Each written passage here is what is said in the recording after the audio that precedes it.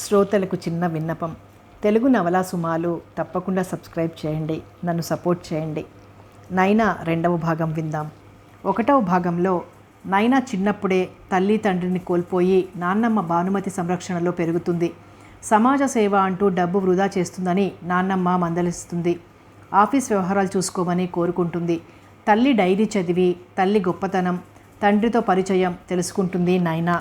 కథ కొనసాగుతుంది. కేవలం బాహ్యాచారాల వల్ల, మూర్ఖపు పట్టుదల వల్ల మానవుడికి గొప్పదనం రాదు. మానవతా దృష్టి, విశాల హృదయం మాత్రమే జీవుని ఔన్నత్యానికి హేతువులు. కబీరు. ఈ సాయంకాలం ప్రభుతో నా సమావేశం హాయిగా సుగంధాలను మోసుకు తెస్తున్న ఒక పిల్ల తెమ్మెరలా గడిచిపోయింది. కెరీర్ని ఉన్నతంగా నిర్మించుకోవడం కోసం ఒక రాక్షసిలా పోరాటం సాగించి అనుకున్నది సాధించిన నాలో ఒక ఆడపిల్లకు ఉండాల్సిన సాధారణమైన ప్రణయోద్వేగం, అనుకంపన నాలోనూ ఉన్నాయని ఆ క్షణంలో తెలిసి ఆశ్చర్యపోయాను. ప్రభు సమక్షంలో నేను సాధారణమైన ఆడపిల్లలా సిగ్గుపడ్డాను. ఏం మాట్లాడాలో తోచలేదు. తన గదిలో అక్వేరియం చూపిస్తానని పైకి తీసుకొచ్చిన బాలసుబ్రహ్మణ్యం గారు, మీరు మాట్లాడుతూ ఉండండి, నేను ఇప్పుడే వచ్చేస్తాను అంటూ ఏదో పని గుర్తొచ్చినట్టు వెళ్ళిపోయారు. ఆ గదిలో ప్రభు నేను మాత్రమే మిగిలిపోయిన ఆ ఏకాంతంలో ఎందుకో కొంచెం ఊపిరాడనట్టుగా అనిపించింది. నాకేం మాట్లాడాలో తోచలేదు. ఏ మగాడి ముఖంలోకైనా నిర్భయంగా చూసే నేను అతడి కేసు చూడాలంటే మొహమాట పడ్డాను. ఏం మాట్లాడాలో తెలియక నా అవస్థ కప్పిపుచ్చుకోవడానికి అక్వేరియంలోకి శ్రద్ధగా చూడసాగాను.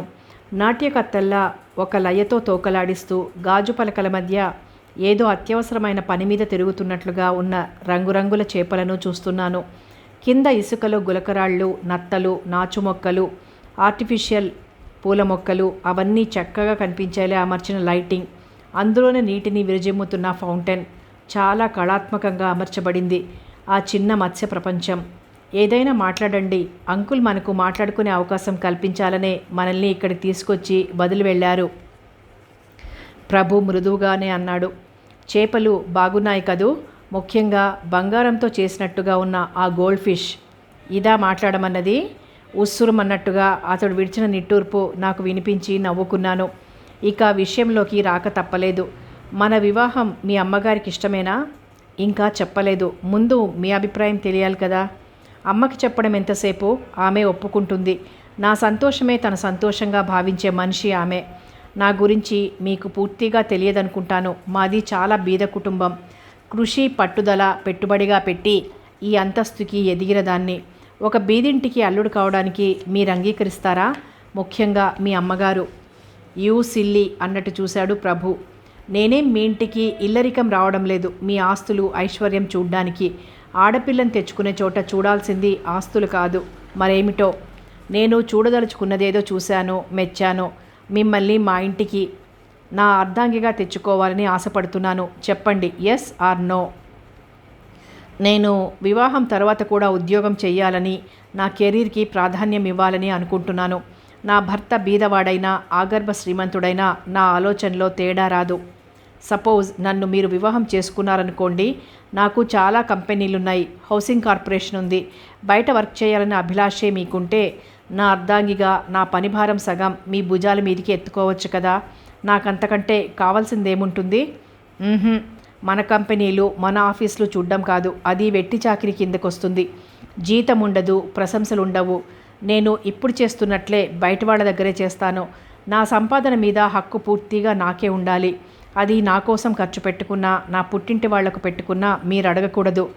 ఓకే బాబా, మీ సంపాదన ఎలా ఖర్చు పెట్టుకున్నా నేను అడగను. అసలు ఆడవాళ్ల సంపాదనకు ఆశపడే చీప్ మెంటాలిటీ నాకు లేదు. పోతే ఆ ఉద్యోగం ఏదో నా దగ్గరే చేయొచ్చు కదా.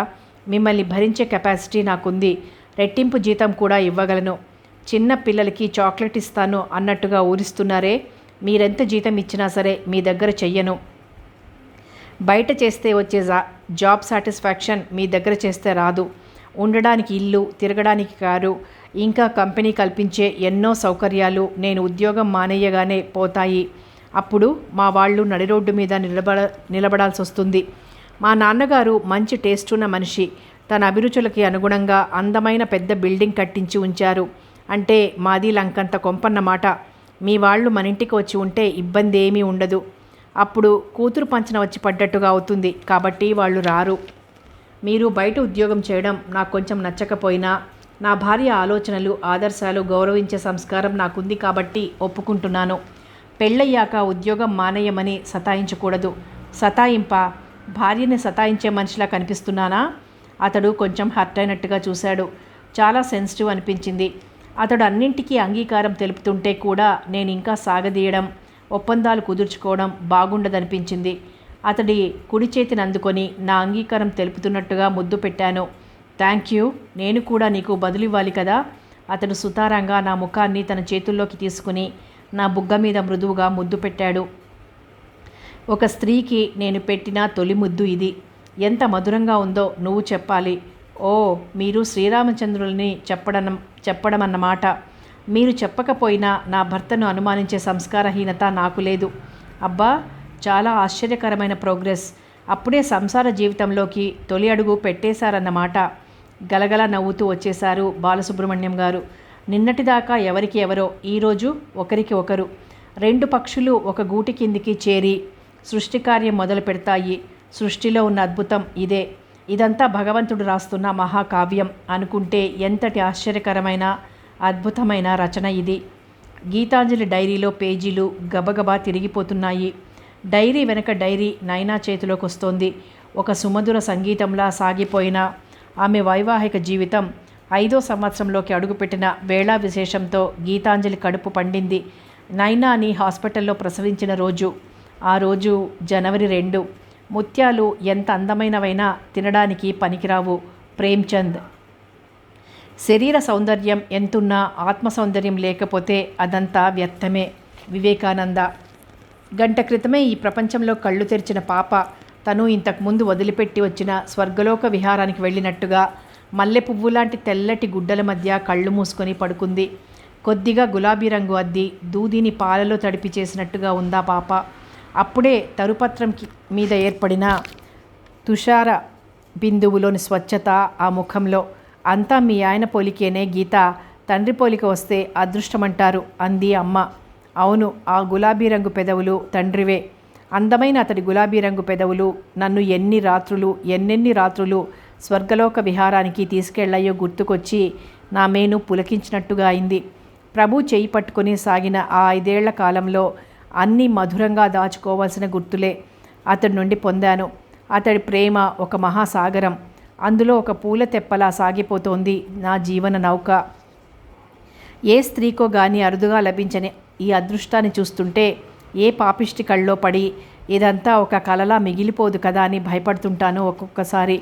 తల్లి పిల్ల కులాస వెళ్ళి చూడండి అని డాక్టర్ గారు చెప్పగానే లోపలికి వచ్చిన ప్రభు ముందుగా నా దగ్గరికే వచ్చాడు. నా చెంపలు నిమిరాడు. బాగా కష్టపెట్టినట్టుంది కదూ పాప. నీ కేకలు వింటుంటే తట్టుకోలేకపోయాను. డాక్టర్కి చెప్పాను సిజేరియన్ చేయమని. కాన్పు నార్మల్గా అవుతుంటే సిజేరియన్ దేనికి అందావిడ. ప్రసవంలో ఇంత కష్టం ఉంటుందని నాకు తెలియదు. తెలిస్తే నేను గోముగా అడిగాను. పిల్లలు వద్దనుకునేవాడిని. అంతగా కావాలనుకుంటే ఎవరినైనా తెచ్చి పెంచుకునేవాళ్ళం.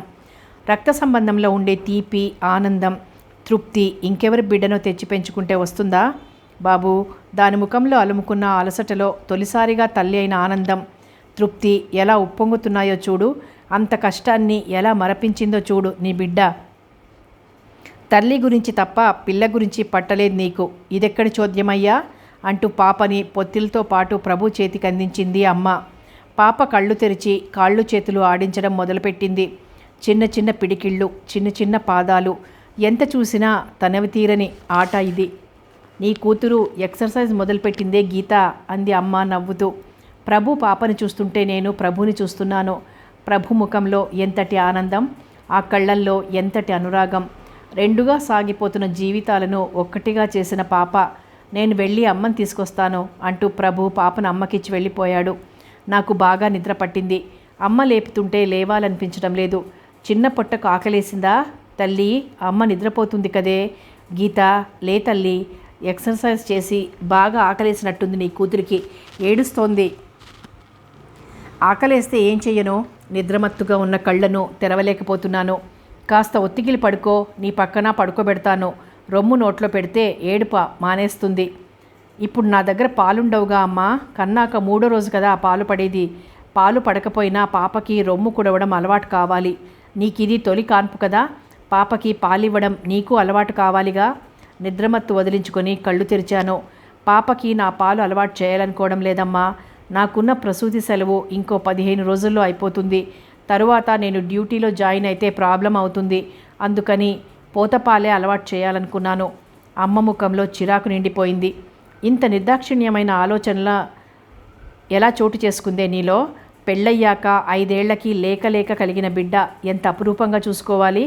ఇప్పుడు అపురూపానికి ఏం తక్కువ? నా పాలిస్తేనే అపురూపమా ఏమిటి? తల్లిపాలు సహజ సిద్ధమైనవి. బిడ్డకి తల్లిపాలే శ్రేష్టమైనవని డాక్టర్లు చెప్పడం వినలేదు? పోతపాల వల్ల పిల్లలకి ఎన్ని సమస్యలు ఏర్పడతాయో నీకు తెలియదు. అబ్బా, నీదంతా చాదస్తమమ్మా. నా ఫ్రెండ్ ఒక ఆమెకి కాన్పు తర్వాత పాలు పడలేదు. పాలు పడాలని ఎన్ని మందులు వాడినా పడలేదు. పోతపాలతో పెంచక తప్పలేదు. పోతపాలతో పెరిగిన ఆ పాప ఎంత బొద్దుగా ఉండేదో తెలుసా? తల్లికి సరిగ్గా పాలు పడకపోతే, తల్లిపాలు బిడ్డలకి చాలకపోతే తప్పని పరిస్థితిలో పోతపాలు పట్టాలి కానీ ఉండి ఇవ్వకపోవడం ఏమిటి? పాపకి నువ్వు పోతపాలు పడతానంటే నేను ఒప్పుకోను. నాకు కోపం వచ్చింది. నా పరిస్థితిని అర్థం చేసుకోవేం? ఉదయం 8ంటికి వెడితే సాయంత్రం 6 తర్వాత కానీ ఇంటికి రావడం కుదరదు. మధ్య మధ్య టూర్స్ ఉంటాయి. అది పాలకి ఏడ్చినప్పుడల్లా నేను పరిగెత్తుకుని రాలేను కదా. అమ్మకి బాగా కోపం వచ్చేసింది. తీవ్రంగా అంది, వెధవ ఉద్యోగం మానేయ్. ఉద్యోగం లేకపోతే బతకలేరన్న పరిస్థితి లేదుగా. పాప కంటే నీకు ఉద్యోగం ఎక్కువ. నాకు కెరీర్ ముఖ్యం. పాప అందుకు తక్కువ కాదు. నాకు రెండు కళ్ళ లాంటివి. ఒకదానికోసం మరొకటి పోగొట్టుకోలేను. ఖండితంగా చెబుతున్న నాకేసి అమ్మ విభ్రాంతిగా చూసింది. జనవరి 3. అహింసాతత్వం కలవారు మహాశక్తివంతులై ఉంటారు. అతడి ముందు ఎవరూ కలహించుకోరు. అతని సాన్నిధ్యమే శాంతి, అతని సాన్నిధ్యమే ప్రేమ. అహింస ప్రతినిష్ఠుల దగ్గర క్రూరమృగాలు సైతం శాంతంగా ఉంటాయి. వివేకానంద. పాప ఒక పగల్ను ఒక రాత్రిని చూసి 2వ రోజులోకి అడుగుపెట్టింది. ఆ రోజు మరీ ఆకలేసినట్టుగా గుక్కపట్టి మరీ ఏడవసాగింది. కాచి చల్లార్చిన నీళ్లలో గ్లూకోజ్ వేసి స్పూన్తో పాపకి పట్టసాగింది అమ్మ. రౌండ్స్కి వచ్చిన డాక్టర్ అమ్మ కోప్పడింది. పాపకి అవి ఇవి పట్టకండి, పాప ఆరోగ్యం చెడుతుంది. తల్లికి ఇంకా పాలు పడలేదు కదా, ఆకలేసి ఏడుస్తుంటేనూ వాళ్లలో సహజంగానే గ్లూకోజ్ నిలవలుంటాయి. పుట్టిన పిల్లలకి 2 రోజుల పాటు ఏమీ ఇవ్వకపోయినా పర్వాలేదు. రేపెలాగూ తల్లికి పాలు పడతాయి. తల్లికి పాలు పడితే ఏమిటి లాభం? ఆ పాప ఏ పేదరాలి కడుపున పుట్టినా అదృష్టవంతురాలయ్యేది. కడుపు నిండా పాలు తాగేది. డబ్బులో కూరుకుపోయి డబ్బు సంపాదనలో మునిగిపోయిన వాళ్ళకి మమతలేముంటాయి? నాకేసి కొరకొరా చూస్తూ గొణిగినట్టుగా అంది అమ్మ. మీరేమంటున్నారో నాకు అర్థం కావడం లేదు. పాపకి తన పాలివ్వదట, పోతపాలతో పెంచుతుందట. అదేమిటి? నాకేసి విస్మయంగా చూసింది డాక్టరు. నేను చేస్తున్న జాబ్ గురించి, పాపకి నా పాలు అలవాటు చేస్తే ఎదురయ్యే ఇబ్బంది గురించి చెప్పాను. పెద్ద పెద్ద జాబులు చేస్తున్న వాళ్ళు, ఉన్నతమైన ప్రొఫెషన్లో ఉన్నవాళ్ళు సైతం పిల్లల్ని కని పాలిచ్చి పెంచడం చూస్తున్నాం. జాబ్ చేస్తున్నంత మాత్రాన ఎవరూ మీలాగా ఆలోచించరు. ఉదయం రాత్రి మీరు ఇంటి దగ్గరే ఉంటారు కదా. ఇంటి దగ్గర ఉన్నప్పుడు పిల్లకి పాలివ్వండి. మీరు లేనప్పుడు డబ్బా పాలో ఆవు పాలో పడతారు. బొత్తిగా తల్లిపాలు లేకుండా పెంచాలనుకోవడం పాప ఆరోగ్యానికి అంత మంచిది కాదు. పోతపాల వల్ల కాంప్లికేషన్స్ వస్తాయి. సరే, మీ సమస్య మీదనుకోండి. డాక్టర్గా నేను చెప్పాల్సింది నేను చెప్పాను. జనవరి 4. నాకు పాలు పడ్డాయి. ఎద బరువెక్కింది. అమ్మ పాపకి అమూల్ పాలు పడుతుంటే నేను రాయిలా ఉండిపోయాను. జనవరి 5. నాకు పాల బరువుతో జ్వరం వచ్చేసింది. పాలిండ్లు సలపడం మొదలుపెట్టాయి. పాలు ఇంకిపోవడానికి నేను ఇంజెక్షన్ అడుగుతుంటే డాక్టర్ జాలిగా చూసింది నాకేసి. ఈ విషయంలో మీరు మరోసారి ఆలోచిస్తే మంచిదని నా సలహా. ఈ మధ్య పత్రికలో చదివిన కథ ఒకటి గుర్తుకొచ్చింది నాకు. పురిటి సెలవు అయిపోగానే డ్యూటీలో జాయిన్ అయిన ఒక యువతి సాయంత్రం ఇంటికి వెళ్లేలోగా పాలిండ్లు బరువై జాకెట్ తడిసిపోయి డాగులు కడుతూ ఉంటుంది. ఎక్కువైన పాలను బాత్రూంలో పిండేసి వస్తుంటుంది. ఇంటి దగ్గర పాప పాలకు ఏడుస్తుందేమోనని మనస్సంతా పాప మీదే పెట్టుకొని ఆఫీస్లో వర్క్ సరిగ్గా చేయలేకపోతుంది. పాపకి నా పాలు అలవాటు చేయకపోతే నాకు ఆ పరిస్థితి కలిగే అవకాశం ఉండదు. నా డ్యూటీని సక్రమంగా నిర్వహించలేని పరిస్థితికి దారితీసే దేన్నైనా నేను నిర్దాక్షిణ్యంగా త్రోసివేస్తాను. జనవరి 12. పాపకి పోతపాలు పడడం లేదు. త్రాగినవి తాగినట్టుగా భళ్ళుమని బయటకు వచ్చేస్తున్నాయి. పుట్టినప్పుడు రబ్బరు చెండులా బొద్దుగా ఉన్న పాప ఇప్పుడు బాగా చిక్కిపోయి కాళ్ళు చేతులు పుల్లల్లా కనిపిస్తూ పీల గొంతుతో ఏడుస్తుంటే పాప ముఖంలో మృత్యునీడ తారట్లాడుతున్నట్లుగా ఉంది. పాపని అలా చూస్తుంటే నాకు దుఃఖం ఆగడం లేదు. ముద్దబంతిలా ఉన్న పాప ఇవాళ ప్రేతకళపడి మృత్యు ఒడిలోకి నెమ్మదిగా జారిపోతున్నదంటే ఇదంతా నీ వల్లే కదా గీత. నీ ఉద్యోగ నిర్వహణకు అడ్డుగా భావించావు కదా. నా అడ్డు నీకెందుకమ్మా అని వెళ్ళిపోతుంది. ఇక నిశ్చింతగా ఉద్యోగం చేసుకో, ఇంకా ఉన్నతమైన పదవులు అందుకో. కానీ తల్లిగా నా సలహా ఒక్కటే, మళ్ళీ గర్భం మాత్రం తెచ్చుకోవద్దు. ఈ ప్రపంచంలోకి మరో శిశువుని తెచ్చి మరోసారి హంతకురాలివి కాకు అంది అమ్మ కన్నీళ్లతో. నిజం, నేను హంతకురాలిని. పాపని నేనే చంపేస్తున్నాను. పాపని గుండెలు కదుముకొని కదిలి కదిలి ఏడవసాగాను. డాక్టర్కి ఫోన్ చేయి, దీనికి ఏదైనా ఉపాయం చెప్తుందేమో. డాక్టర్కి ఫోన్ చేశాను. పాపకి పోతపాలు పడలేదు డాక్టర్. నేనే ఇద్దామనుకుంటున్నాను. జాబ్ కూడా మానేయాలనుకుంటున్నాను. మళ్ళీ పాలు పడడానికి ఇంజెక్షన్ ఉందా?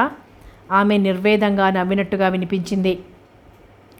పాలు ఇంకిపోయాక మళ్ళీ పాలు పడడానికి నాకు తెలిసినంత వరకు మందులేమీ లేవు గీతాంజలి. పోతపాల వల్ల ఇలాంటి సమస్యలు వస్తాయనే పుట్టిన పిల్లలకి తల్లిపాలు ఇవ్వాలని చెప్తుంటాం. అందుకే ఇంజెక్షన్ ఇచ్చే ముందు నిన్ను మరోసారి ఆలోచించుకోమని చెప్పాను. విన్నావు కాదు. అప్పుడు నీ ఉద్యోగాన్నే కాదు, నీకున్నదంతా ధారపోసినా ఇంకిన పాలను తెచ్చుకోలేవు. ఈ విషయంలో నీకు నేనేం హెల్ప్ చేయలేను, కానీ ఒక సలహా మాత్రం ఇవ్వగలను. పిల్లకి పాలివ్వడానికి ఎవరైనా దాయి దొరుకుతుందేమో చూడు. నీకు మీ వాళ్ళకి తెలిసిన పరిధిలో ఎవరూ లేకపోతే పత్రికలో ప్రకటన ఇస్తే తప్పకుండా ఫలితం ఉంటుందని నా నమ్మకం. తన బిడ్డకి ఇచ్చే పాలు మరో బిడ్డకి ఇవ్వడానికి ఏ తల్లి ఒప్పుకుంటుంది డాక్టర్? పాలకేం కర్మ. పేదరికం కారణంగా పేగు తెంచుకుని పుట్టిన పిల్లల్ని అమ్ముకునే తల్లులున్నారు మన దేశంలో. డబ్బు పారేస్తే దాయి దొరకడం కష్టమేం కాదు. ముఖ్యంగా గుడిసెలుండే ప్రాంతంలో అన్వేషిస్తే తప్పకుండా ఫలితం ఉంటుంది. మీ నౌకర్లను ఎవరినైనా పంపించి ప్రయత్నించు. పోతే వాళ్ళ తిండి విషయంలో, పరిశుభ్రత విషయంలో నువ్వు శ్రద్ధ తీసుకోవాల్సి వస్తుంది. పాపకి పాలిచ్చినంత కాలం ఆమెను నీ దగ్గరే అట్టే పెట్టుకోవడం మంచిది. టెలిఫోన్లో సంభాషణ నడుస్తుండగానే అమ్మ వచ్చి నా ఒళ్ళొంచి పాపనెత్తుకుపోయింది. ఫోన్ పెట్టేసి కిందికి వచ్చేసరికి అక్కడ కనిపించిన దృశ్యం నన్ను ఆగ్రహానికి గురి చేసింది. పాప మా పని మనిషి గంగ కొంగుచాటున ఉంది. ఏయ్ పాపని నిన్నెవరెత్తుకోమన్నారు? మురికి గుడ్డలు నువ్వును. నా గుడ్డలు మురికిగా ఉంటేనే నా పాలు తెల్లగానే ఉంటాయి తల్లి, గంగ గొణిగినట్టుగా అంది. అదెప్పుడు అంతే. శుభ్రమైన గుడ్డలు కట్టుకురమ్మంటే మసి మరకలు పడిన గుడ్డలే కట్టుకొస్తుంది. 5 ఆడపిల్లల తర్వాత ఒక మగపిల్లాడు పుట్టాడు దానికి. అంతా ఏడాదిన్నర తేడాతో పుట్టిన పిల్లలు.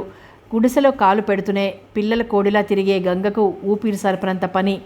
దాని బట్టలు తెల్లగా మల్లెపూలా ఉండాలంటే ఎలా ఉంటాయి? నీ పాలు తెలుపులాగానే నీ మనసు కూడా తెలిపేనే గంగా.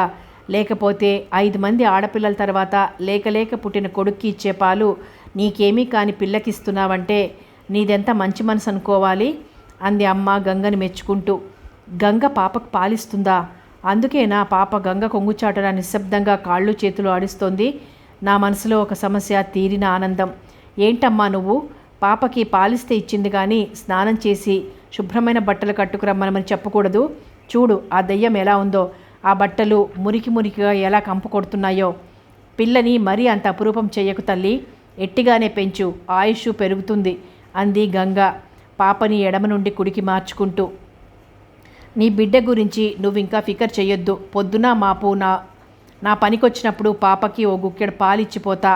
నీ పాప నా పాలు తాగి పూల చెండు వలె ఎట్లా తయారవుతుందో చూడు. నేను చూస్తే బక్కగా ఉంటా కానీ నా కాడ పాలు మస్తుగా ఉంటాయి. నా పిల్లలు దుక్కల్లా తయారై 2 ఏండ్ల వరకు పోతపాలు ముట్టరంటే నమ్మండి. నువ్వు ఊరికే ఇవ్వక్కర్లేదు గంగా. నీకు మంచి తిండి బట్ట నేనిస్తాను. నువ్వు అడిగినంత డబ్బు కూడా ఇస్తాను. పాపకి కడుపు నిండా పాలివ్వు. నువ్వు అడిగేది ఏదైనా ఇస్తాను ఉద్వేగంతో అన్నాను. శరాఘాతం తగిలినట్టుగా అయింది గంగ. శరీర కష్టం అమ్ముకునే మనిషినే కానీ నా కొడుక్కిచ్చే పాలు అమ్ముకునే మనిషిని కానమ్మా. నాకింకా అంత దరిద్రం పట్టలేదు అంది విదిలింపుగా. పాపకి తన అవసరం గమనించి బెట్టు చేస్తుందా అనిపించింది. ఎప్పుడూ తన దరిద్రం వెళ్ళబోసుకునే గంగేనా ఇలా మాట్లాడుతోంది?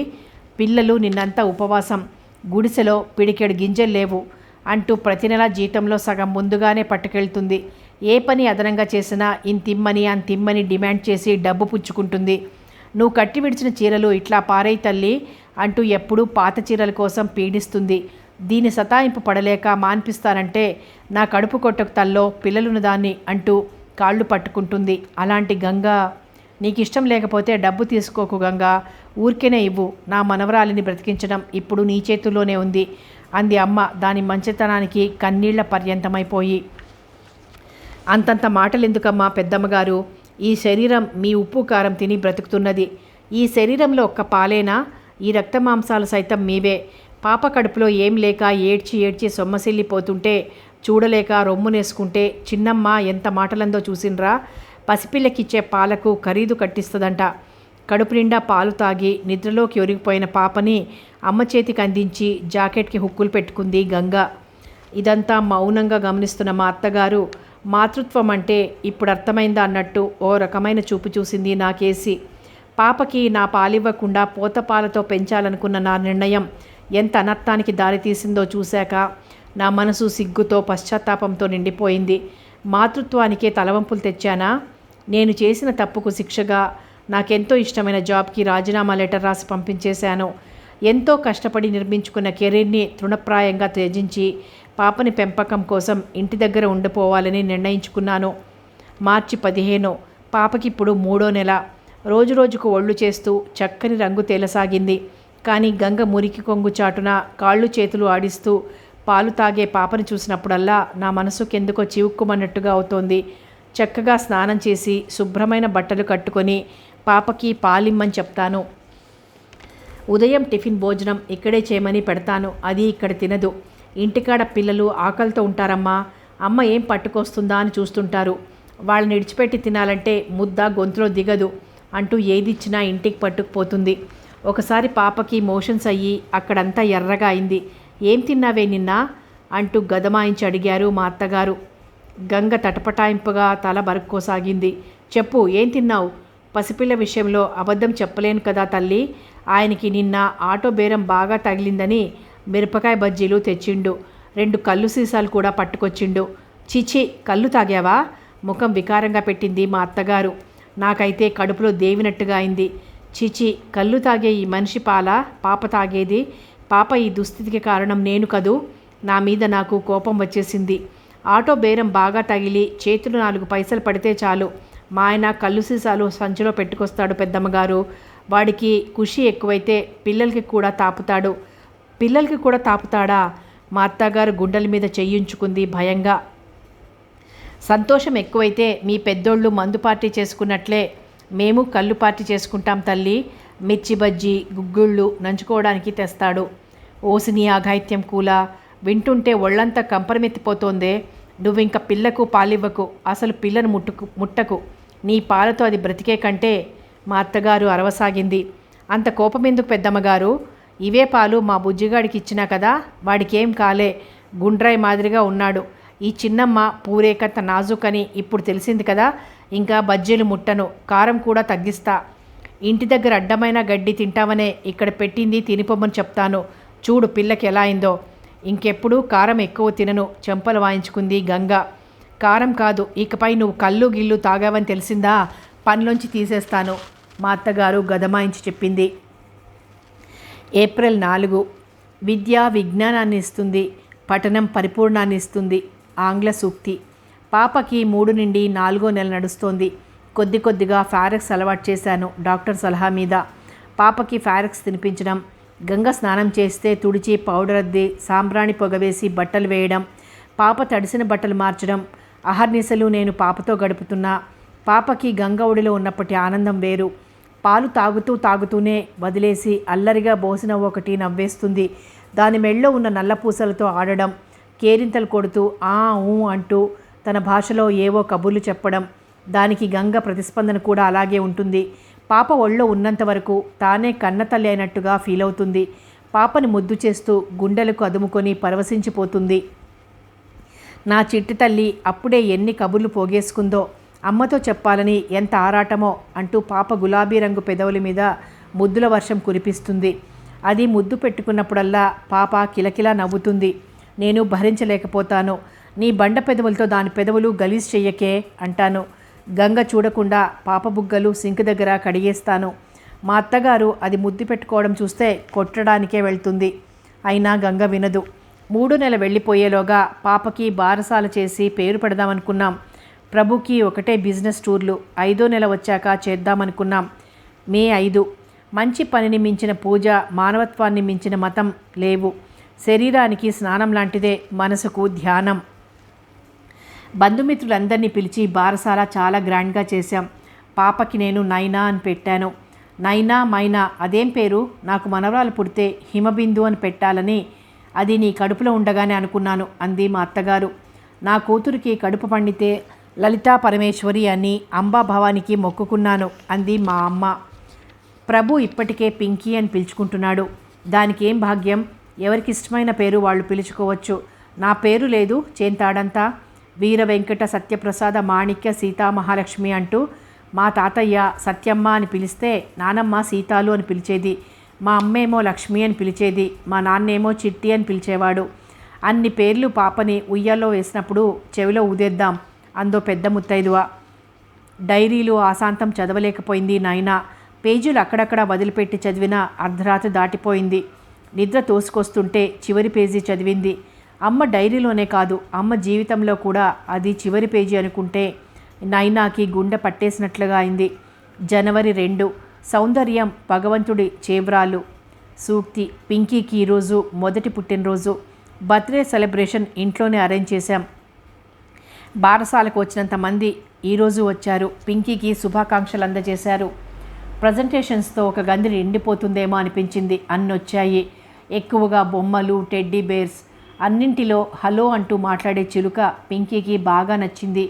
అమ్మ, నాన్న, హలో, టాటా లాంటి చిన్న చిన్న పదాలు పాప అంటుంటే చిలుక అవే మాటలు అప్పజెప్పుతోంది.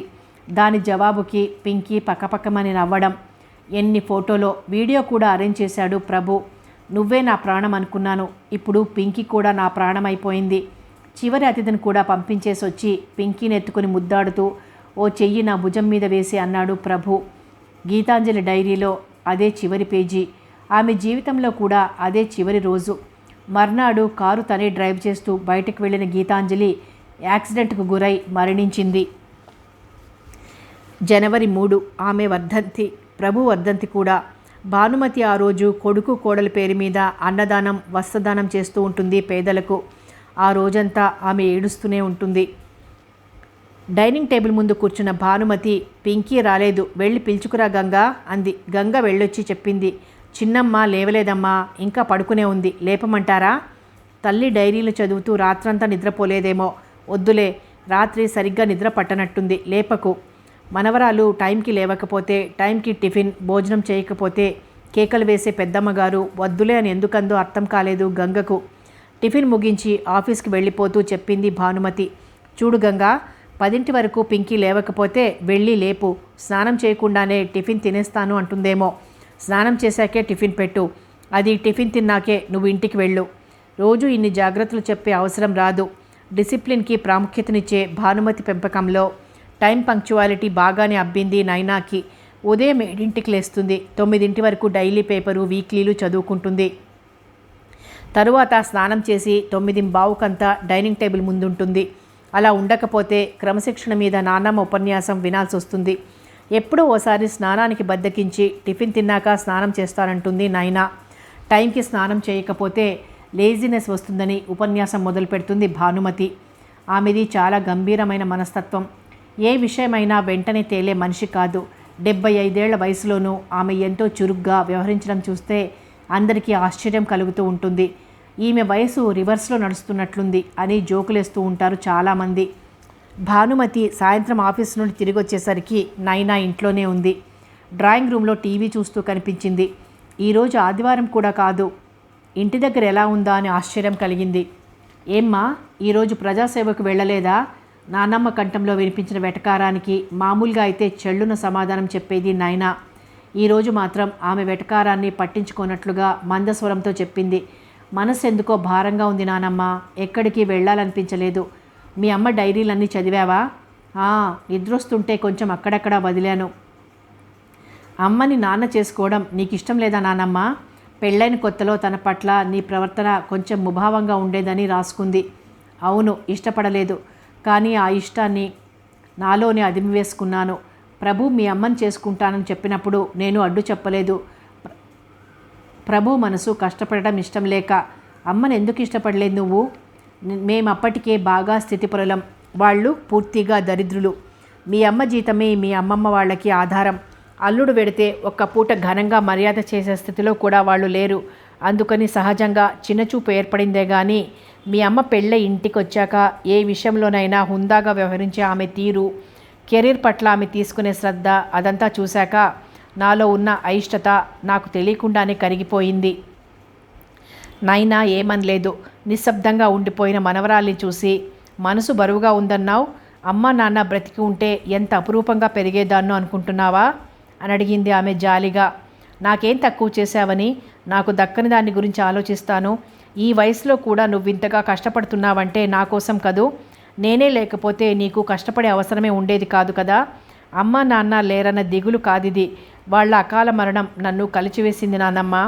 అది నా మొదటి బర్త్డే అయిన మరురోజే అమ్మ చనిపోవడం, అమ్మ శవం మీద పడి నాన్న తన ప్రాణాల్ని వదిలేయడం చూస్తే నాకు నువ్వు చిన్నప్పుడు చెప్పిన క్రౌంచ మిథునం కథ గుర్తొచ్చింది. బోయవాడి బాణపు దెబ్బకు నేలకూలిన ఆడపక్షిని చూసి భార్యా వియోగం భరించలేని మగపక్షి బోయవాడు ఆడపక్షిని కాలుస్తున్న మంటలోకి ఉరికి ప్రాణత్యాగం చేస్తుంది. బోయవాడిని ఋషిని చేసిన కరుణారస గాథ అది. నాన్న అమ్మని ఎంతగా ప్రేమించి ఉండాలి. అంతటి ప్రేమమూర్తి బిడ్డనై పుట్టినందుకు గర్విస్తున్నాను. నీదప్పుడు మంచి చెడు చావు పుట్టుకలు తెలియని వయస్సు. ఆ ఇద్దరి శవాలని తీసుకుపోతుంటే నువ్వు గంగ కొంగు పట్టుకొని ఆడుకుంటున్నావు. ఆ ఇద్దరి మరణం నన్నెంతగా కృంగదీసిందో ఆలోచించు. ఆ అంధకారంలో నువ్వే నాకొక ఆశా కిరణానివి. నిన్ను చూస్తూ నేను కాలం గడుపుకొచ్చాను. నీకు మాత్రం నా గురించి పట్టదు. నా కష్టం అబ్బా నానమ్మ ఎప్పుడు ఉండేదే కదా ఇది. మర్చిపోయాను. ఈరోజు మీ చిన్నమావయ్య ఆఫీస్కి వచ్చాడు. ఈ నెల 18కి ఆయన కూతురిది పెళ్ళట యాదగిరిగుట్టలో. పెళ్లిపత్రిక ఇచ్చి వెళ్ళాడు. నిన్ను తప్పక రమ్మన్నాడు. ఎవరో దూరపు బంధువుల పత్రిక ఆఫీస్లో ఇచ్చి వెళ్తే నేనెలా పెడతానానమ్మా? ఇంటికి వచ్చి పిలిస్తే అది వేరే సంగతి. మీ అమ్మే వాళ్ళని ఈ సిటీకి తీసుకువచ్చి వాళ్ళ చదువుల పట్ల శ్రద్ధ తీసుకోకపోతే ఇప్పుడు ఎక్కడుండేవాళ్ళో అనామకంగా.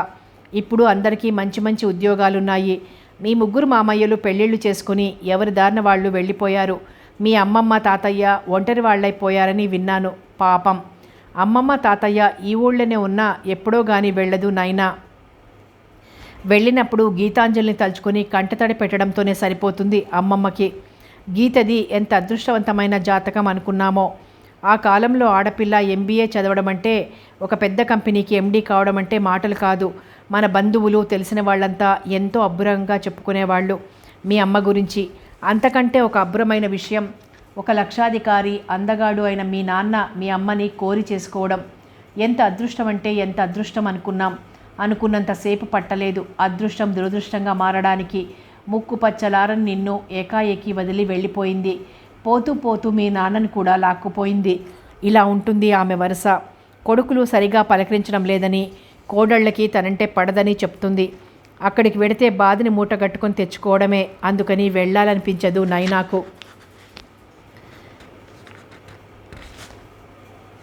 వాణ్ణి రామ్నగర్ చౌరస్తా కాడ పట్టుకొని బజాస్తుగా పొడి చేసినానన్నా 2 పూట్లకే కళ్ళు తేలేసి పీనుగై పడిండు నాయాలు.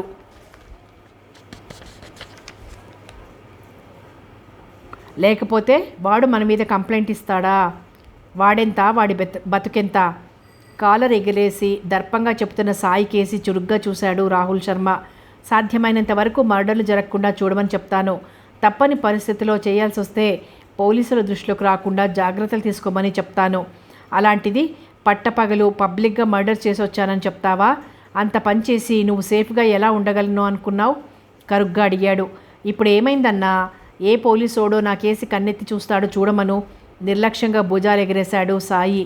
అప్పుడే అంత పెద్ద హీరో ఎప్పుడైపోయావురా? నీ ఉండగా మాకేం భయం అన్నా? రామభక్త హనుమాన్ టైప్లో ముఖం పెట్టి అన్నాడు సాయి. పోలీస్ వాళ్ళెప్పుడు మనకు తెలిసిన వాళ్లే ఉండరు, కొత్త వాళ్ళు వస్తుంటారు. కొరకరాని కొయ్యలు కూడా ఉంటుంటారు. వాళ్లతో ఎంత తలనొప్పో మీకు తెలియదు. మీరు చేసేవి చట్టవిరుద్ధమైన పనులైనప్పుడు చట్టం దృష్టిలోకి రాకుండా చూసుకోమని చెప్తాను. ఇది బాస్ చెప్పాల్సిన మాటలు కావన్నా. నేను మీకు బాస్ నన్ను ఎప్పుడూ చెప్పలేదు. నువ్వు చెప్పకపోయినా నువ్వు మాకు బాస్వే అన్నా. ఆ భక్తి విశ్వాసం మీకుంటే నేను చెప్పినట్టు మీరు వినాలి కదా. వింటామన్నా. అక్కడున్న మరో ముగ్గురు కూడా కోరస్లా అందుకున్నారు. ఇంకెప్పుడు రౌడీ షీటర్లమని పబ్లిక్లో బోర్డు కట్టుకుని తిరగకండి. పులిలా ఉంటేనే జనాలు భయపడతారన్నా, మేకతోలు కప్పుకుంటే మనల్ని చూసి వాళ్ళు భయపడరు సరికదా, తరిమి కొడతారు. జనాల్ని ఎందుకు భయపెట్టాలి? మన జోలికి మన పనులకి ఎవరూ అడ్డు రాకుండా ఉండడానికి. జనాల్ని భయపెట్టి మన పనులు చేసుకోవడం అన్నది ఎల్లకాలమూ సాగదు. బలవంతమైన సర్పం చలిచీమల చేత చిక్కి చావదా సుమతి అన్న వేమన సూక్తి గుర్తుపెట్టుకుంటే మీరింత బాహటంగా బొర్ర విరుచుకొని తిరగరు. జనాలలో ఎంత సహనం ఉంటుందో టైం వస్తే తిరగబడే శక్తి అంత తక్కువ ఉండదు. అందుకే నేను పదే చెప్తాను, తెలివిగా జాగ్రత్తగా వ్యవహరించమని. అన్న రోజుకు బుద్ధుడైపోతున్నాడు ఇంద్ర. ఆయన పేరే అది కదా. వాళ్లలో వాళ్ళు గుసగుసలాడుకోవడం రాహుల్ చెవిన పడకపోలేదు. విన్నా విననట్టుగా ఉండిపోయాడు. ఈరోజు ఎక్కడ దాచుకోవాలో తెలియనంత డబ్బుంది. అది ఇంకా ప్రవాహంలా వచ్చి పడుతూనే ఉంది. నూతిని తోడాక నీళ్లకి కొదవ ఉండనట్టే. తనొచ్చింది రాజమార్గం కాదని తెలుసు. రాజమార్గంలో ఉన్నన్ని రోజులు తనకేం మిగిలింది? అత్తగారి ధనదాహానికి ఆహుతైపోతుంటే ఆ మంటలను ఆర్పగలిగాడా? తండ్రి టీబీ రోగం వచ్చి దగ్గి కళ్ళల్లో ప్రాణం రెపరెపలాడిపోతుంటే చేతులు అడ్డం పెట్టగలిగాడా? ఉన్నది పిల్లలకి భర్తకి పెట్టి పస్తులతో కృషించిపోయిన అమ్మకు కడుపు నిండా అన్నం పెట్టగలిగాడా? దరిద్రం, అవమానం, నిస్సహాయత, కన్నీళ్లు అవే కదా తనకిచ్చింది రాజమార్గం. చీకటి దారిన అడుగు పెట్టాక తను కావాలనుకుని అడుగు పెట్టలేదు, కానీ పరిస్థితులు అలా తోసుకొచ్చాయి. పెట్టాక అడుగు వెనక్కి తీసుకోవడం కష్టమైంది. ఆ పోరికి మూడిందన్నా, లేకపోతే హంతకుడిని చూశానని బండి నెంబర్ నోట్ చేసుకున్నానని చెప్తుందా పోలీసులకి? నెంబర్ ప్లేట్ ఎందుకు తీయలేదు? ఏ పని చేసినా రిస్క్ తీసుకోవద్దని ఎన్నిసార్లు చెప్పాలి? చిరాగ్గా అడిగాడు రాహుల్. వాణ్ణి ముందు చంపాలనుకోలేదన్నా, నయానా భయానా చెప్పి చూద్దామనుకున్నా. వాడు వినలేదు సరికదా, తలబిరుసుగా మాట్లాడిండు. నాది షార్ట్ టెంపర్ తెలుసు కదన్నా, పొడి చేసిన చుట్టూన్నోళ్ళని హెచ్చరించిన. ఇక్కడ చూసింది చూసినట్టు వెళ్ళిపోతే సరే, ఎవరైనా తోకాడించాలని చూసినా వాడికి పట్టిన గతే మీకు పడుతుందని హెచ్చరించిన. అందరూ కిక్కురుమనకుండా వెళ్ళిపోయినరు. కానీ ఆ పోరి మాత్రం పోలీసులు వచ్చేదాకా ఆగి హంతకుడిని నేను చూశాను, వాళ్ళ హోండా నంబర్ కూడా గుర్తుపెట్టుకున్నాను అని చెప్పిందట. రాహుల్ కనుబొమ్మలు ముడివేసి అడిగాడు, ఈ సంగతి నీకెలా తెలిసింది? పోలీసు ఈదన్న చెప్పిండు. ఇప్పుడు ఏం చేయాలనుకుంటున్నావు? ఆ పోరికి మన సంగతి తెలియనట్టుంది. సంజాయిస్తామనుకుంటున్నా. సమస్య చేసుకోకపోతే సమస్య చేసుకుంటుంది. పానం మీదికొస్తే చేసుకోదా? ఈ ప్రపంచంలో కొందరు చావుకు కూడా భయపడిన వాళ్ళు ఉంటారని మరవకు. సత్యం కోసం, ధర్మం కోసం పోరాడుతూ ప్రాణాలే పోగొట్టుకోవాల్సి వస్తే చాలా ఆనందంగా, గర్వంగా ఫీల్ అవుతూ మృత్యువుకు స్వాగతం చెప్తారు. మొన్న నీ చేతిలో చచ్చిన రాంప్రసాద్నే తీసుకో. అతడు చావుకు భయపడలేదు. నమ్మిన సిద్ధాంతం కోసం, ధర్మం కోసం తన ప్రాణాలనే బలి ఇచ్చిన మనిషి అని మరువకు. ఏందన్నా అట్లా మాట్లాడుతున్నావు? నాకు సమజైతలేదు. సన్నాసుల్లో కలిసిపోతావా ఏంది? చీకటి రాజ్యానికి రాజు లాంటివాడు రాహుల్. అతడి నోట్లోంచి అలాంటి మాటలు రావడం చాలా ఆశ్చర్యంగా, విడ్డూరంగా ఉంది సాయికి. గొంగట్లో తింటూ వెంట్రుకలు ఏరేయడం లాంటిది ఇది. మనిషికి కడుపు కాలుతుంటే వచ్చే ఆలోచనలు వేరు, కడుపు నిండాక వచ్చే ఆలోచనలు వేరు. ఇప్పుడు అతడు కడుపు నిండిన మాటలు మాట్లాడుతున్నాడు. సాయి ఆలోచనలు కనిపెట్టినట్లుగా అన్నాడు రాహుల్. ఏ డబ్బు కోసం వెంపర్లాడిపోయానో ఆ డబ్బు కుప్పలుగా సంపాదించానురా. నేను సంపాదించిన నోట్ల కట్టలతో నా శరీరాన్ని కాల్చి బూడిద చేసేంత సంపాదించాను, కానీ మనశ్శాంతి లేదు. ఆ మనశ్శాంతి ఎక్కడుంది అని వెతుకుతున్నాను. రాహుల్ నుండి దీర్ఘమైన నిట్టూర్పు వెలువడింది. నేను కట్టుకున్న ఈ అంతస్తు పాపపు పునాది మీదని చాలా ఆలస్యంగా తెలుసుకున్నాను సాయి. ఇదంతా త్యజించి సన్యాసినై జీవితానికి అర్థం వెతుక్కోవాలన్న ఆలోచన అయితే ఉంది, కానీ నేను బయటికి వచ్చిన తక్షణం సెక్యూరిటీ కోల్పోతాను. నేను బయటికి వచ్చిన తక్షణం నన్ను చంపడానికి చాలామంది శత్రువులు పొంచి ఉన్నారన్న సత్యం కాదనలేంది. ఎక్కడికి వెళ్ళాలన్నా ఒంటరిగా వెళ్ళలేను. నాతో నన్ను రక్షించుకోవడానికి మారణాయుధాలు, గన్మ్యాన్లు ఉండాల్సిందే. స్వేచ్ఛ లేని ఈ జీవితం ఎందుకు అనిపిస్తోంది. నేను ఎంత జోకొట్టి నిద్రపుచ్చినా నా జన్మ సంస్కారం మధ్య నిద్రలేచి ఏడుస్తూనే ఉంది. సద్బ్రాహ్మణుని ఇంట పుట్టాను. సచ్చీలత, సద్వర్తన కలిగిన వాడి రక్తం పంచుకొని ఆయన చేతిలో పెరిగాను. నన్ను అడుగడుగునా విసిగించిన దరిద్రం మీద కత్తి కట్టి దాని నామరూపాలు లేకుండా చేయడం కోసం చీకటి దారిలోకి అడుగు పెట్టాను. కానీ నా జన్మ సంస్కారం కొనప్రాణంతో కొట్టుకుంటూనైనా నన్ను విడిచిపెట్టడం లేదు. జరిగిందేదో జరిగింది, ఇప్పటికైనా ఆత్మశోధన చేసుకోమని నసపెడుతోంది. వద్దన్నా, అటువంటి ఆలోచనలు పెంచుకున్నావంటే ఇక్కడ ఒక్క క్షణం ఉండలేవు. అయిపోయింది. ఆ అంకానికి తెరవేసి ఈ అంకానికి తెరలేపావు. చీకటి రాజ్యానికి రారాజు అయ్యావు. కోట్లకు పడగలెత్తావు. ఒక్క కనుసైగతో కావాలనుకున్న సౌఖ్యాలన్నీ నీ చేతిలో వాలుతాయి. అప్పుడు మాత్రం నువ్వు స్వేచ్ఛగా ఉన్నావని ఎలా అనుకున్నావు? నువ్వు అనుభవించిన కటిక దరిద్రం నీ కాళ్ళు చేతులకు సంకెళ్ళు కాలేదా? ఆ రొచ్చుగుంట నుండి బయటపడ్డందుకు ఆనందించు. అంతేగాని పశ్చాత్తాపపడాల్సింది ఏమీ లేదు. అతడి చిన్ననాటి చెలికాడు, ఇప్పుడు అండర్ వరల్డ్లో కుడిభుజం లాంటివాడు అయిన గోపాల్ అన్నాడు. రాహుల్ నవ్వాడు. ఆ నవ్వు జ్యేష్ఠమాసపు ఎండకి వెలిసిపోయిన పువ్వులా ఉంది. పులినెక్కినవాడు దానిమీద జీవితాంతం స్వారీ చెయ్యాల్సిందే. దిగితే అతడి అంతం అది చూస్తుంది. ఆ కటిక నిజం నాకు తెలుసు. చావో బ్రతుకో ఇక్కడే మీతో పాటే, అదెప్పుడో డిసైడ్ అయిపోయింది. రాహుల్ మళ్ళీ నవ్వాడు. ఆ నవ్వులోని విషాదం సాయిని, గోపాల్ను వణికించింది. ఏమైపోతున్నాడు శర్మ? ఈ జీవితంలో ఇమడలేకపోతున్నాడా? లేక ప్రాణభయంతో పలాయనం చిత్తగించాలనుకుంటున్నాడా? ప్రాణభయం ఉన్నవాడైతే అడుగడుగునా ఎదురయ్యే మొసళ్లను, పులులను తప్పించుకుంటూ అండర్ వరల్డ్ డాన్ అయ్యేవాడు కాదు. శత్రువుల గుండెల్లో టెర్రర్గా నిద్రపోయేవాడు కాదు. అయితే రాహుల్ మనసుకు ఎంత పదునుందో అంత కోమలత్వము ఉంది, భావుకత ఉంది. అది అతడి రక్తంలో జీర్ణించి ఉంది. అది తండ్రి ద్వారకానాథ శాస్త్రి నుండి సంక్రమించిన వారసత్వం. శాస్త్రి గారు గొప్ప పండితుడు. సరస్వతీదేవి ఆయనకు విజ్ఞానం ఇచ్చిందే గాని అన్నం పెట్టలేదు. అయినా ఆయన ఏనాడు దిగజారలేదు, ఎవ్వరినీ యాచించలేదు, సత్యాన్ని ధర్మాన్ని విడవలేదు. అది దేవుడు ప్రసాదించిన జీవితం. దాన్ని యథాతథంగా స్వీకరించడమే తన ధర్మం అనుకున్నాడు. ఈ బండి చక్రం భగవంతుడి చేతిలో ఉంది. నిర్దేశితమైన దారిలో ఆయన తీసుకుపోతున్నాడు. మనం చేసేందుకు ఏమీ లేదు. సీటుకు జారగిలబడి నిశ్చింతగా కళ్ళు మూసుకోవడమే అనేవాడు. ఆ వేదాంతమే నచ్చేది కాదు శర్మకి. భగవంతుడు నిర్దేశించిన దారిలో కాదు, తను నిర్దేశించిన దారిలో బండి నడవాలని అనుకునేవాడు. అందుకే చక్రాన్ని తన చేతిలోకి తీసుకున్నాడు. తను కావాలనుకున్న దారిలోకి మళ్లించాడు. శాస్త్రిగారికి అది నచ్చలేదు. మండిపడ్డాడు. కొడుక్కి నచ్చజెప్పాలనుకున్నాడు. ఆ దారి మంచిది కాదని. వినకపోవడంతో కొడుకుతో మాట్లాడడం మానేశాడు. ఒక విధంగా చెప్పాలంటే కొడుకును త్యజించాడు. టీబీ జబ్బు ముదిరి చనిపోయాడు. తల్లి ఉన్న పెంకుటింటిని అమ్మేసి కూతురు పెళ్లి చేసి, అల్లుడు రెండో పెళ్లివాడైనా మంచివాడు కావడం వల్ల వెళ్ళి అక్కడే కూతుర్ని పిల్లల్ని చూసుకుంటూ కాలక్షేపం చేస్తోంది. కొడుకు దగ్గర కోట్లున్నా ఒక్క పైసా తాకడానికి ఇష్టపడలేదు ఆ తల్లి. శాస్త్రిగారి సహచర్యంలో 30 ఏళ్లు గడిపిన మనిషి ఆమె. ఆయన ముందు నడుస్తుంటే ఆయన అడుగుజాడలను చూస్తూ వెనక నడిచింది. ఆయన అనుష్ఠించిన సత్యం, ధర్మం ఆమెలోనూ నరనరాన జీర్ణించుకుపోయాయంటే ఆశ్చర్యం లేదు. గతం తవ్వుకుంటే ముళ్ళు తప్ప ఏం లేవు గాని ఆ అమ్మాయి సమస్యను ఏ విధంగా సాల్వ్ చేయాలనుకుంటున్నావు? సాయిని అడిగాడు రాహుల్. నయానా భయానా చెప్పి చూస్తాం. నోరు మూస్తే సరే, వినకపోతే మనమే నోరు మూయిస్తాం శాశ్వతంగా అన్నాడు సాయి. హత్య? ఒక హత్యా నేరం కప్పిపుచ్చుకోవడానికి మరో హత్య, తరువాత ఇంకో హత్య. ఇదంత మంచి పద్ధతి కాదు సాయి. నువ్వు అసలు రాంప్రసాద్ను చంపడమే తప్పు.